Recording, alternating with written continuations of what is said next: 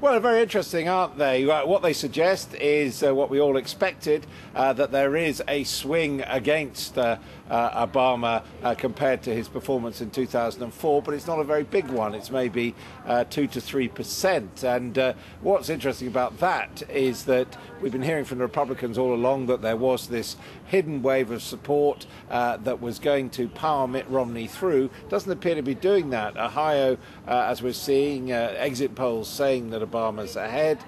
We've got a tie in Virginia, which again looks like a must-win state for the Romney camp. And then even North Carolina, which went for Obama last time round and was generally assumed to have gone back to the Republicans. That appears, according to the exit polls, which we know are very provisional, to be a toss-up. Well, with me is Tim Farley, anchor for Sirius Radio.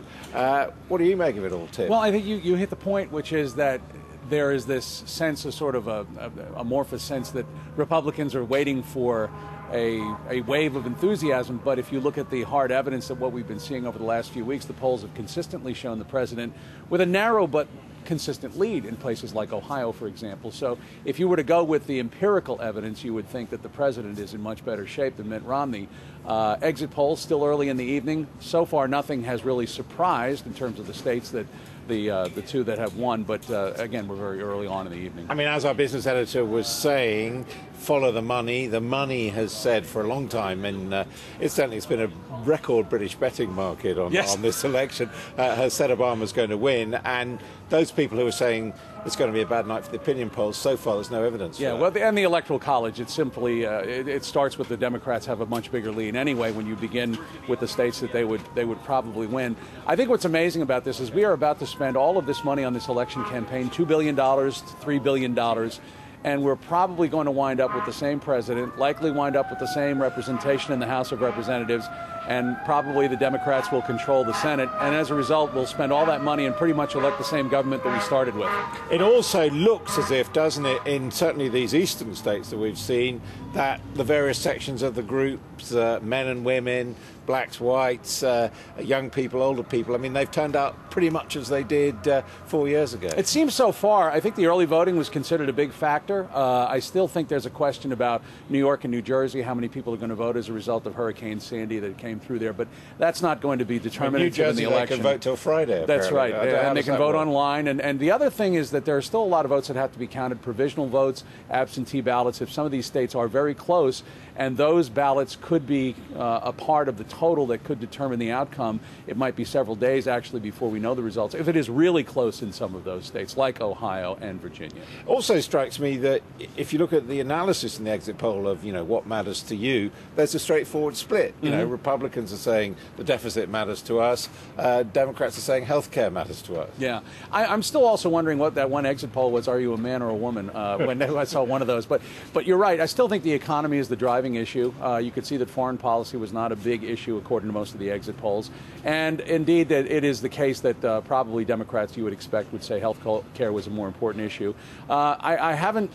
It really has been an election about two choices, neither of which is considered to be an overwhelming favorite. I should say we're just hearing that in Virginia they've delayed reporting of results by an hour because of the very long lines, right. or what we call the long queues. I mean, sure. I've been really impressed that people have been waiting 2, 3, 4, 5 hours to vote here in the United States, and it does seem as if it's it's quite a challenging process actually registering your vote compared to many countries. I wasn't surprised at the early voting that happened, because in early voting, for example, I live in Maryland, which is adjacent to Washington, D.C., and I was able to vote early last week.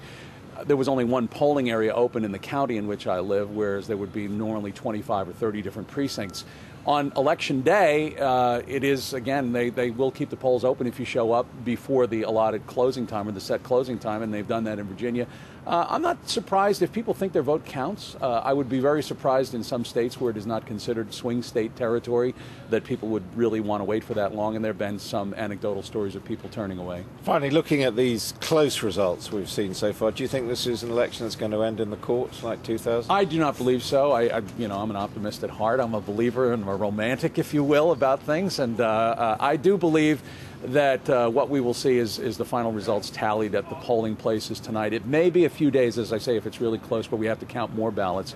I hope it doesn't wind up in the courts. I think at some point one or the other candidate will say, let's call it a day and let's call it a night. And were you prepared to call it for Obama I or predicted, Romney? my prediction was that President Obama would win with 303 electoral votes, and that's pretty much like someone said picking the winning bracket in basketball. It's sort of like you always go with the favorites, and that's the way I picked it, so we'll see how the night turns out.